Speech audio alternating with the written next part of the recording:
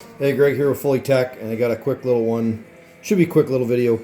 JJ loop hoses. They can be a real challenge to put new hoses on, and if you get it wrong, the hoses can come off or leak or whatever. So I want to kind of show you the trick that works for us. So this is just a chunk of hose that we've cut off to show you. There's these split rings, okay, and then there's these grooves cut into. In this case, on the DSV, there'd be a groove on the stem on the bayonet fitting that goes to the T-piece. So it works the same way, but like I said, I want to show you how this works. So this split ring has to expand as you're putting it on and click over. That ring will go inside one of the corrugations of the hose, and while you're putting that on, a lot of times this hose will try to get pulled into that groove as well. So I'll show you how we deal with that.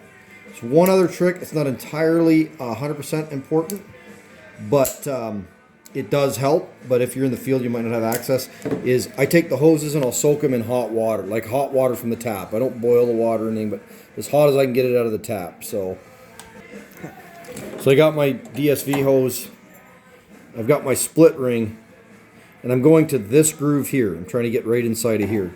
So I'm going to shove that in like this. And then when I'm close, when I know I'm in this groove here, it's kind of like putting on a tire.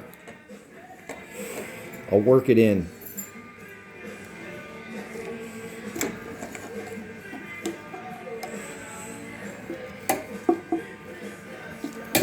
And because the hose is hot, it's a little bit more pliable. So now I've got it solidly in there. Okay. And now we're going to put this on. So back to the cases where you don't have this piece on the DSV. If this were off,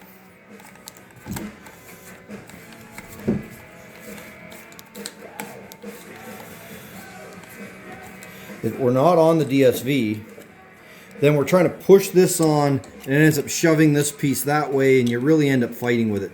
So, what really seems to work is to have it on the DSV, or you can actually put the other end on your T-piece, or in this case, I'll use one of my 3D printed drawing fittings that holds the stem and the nut in place relative to each other and keeps the stem stuck way out so that we can put this on.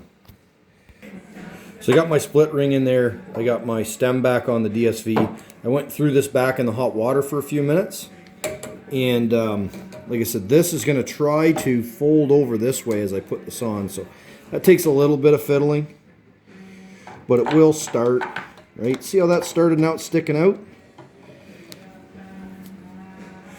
Then you just kind of got to feel. There's the split right there in the split ring. And just work it around. Work it around. Couple twists. Do you hear that click? That is on. The last thing I do is work around again to make sure that the end cut is laying this way, so it's not stuck in the groove, which it's not. If you were using the JJ key ring things, you would have to put them on the hose about 2 or 3 corrugations back and then try to work them around with a pick. In some cases, you actually poke the hose and then you could change the hose again. All I use is a bloody zip tie. It works. Obviously, none of this counts for instruction. Check with your instructor and govern yourself accordingly, all that good stuff. But this works. So I like these flat line zip ties. I get them from a marine supplier. They cost 5 times as much, but they're worth it.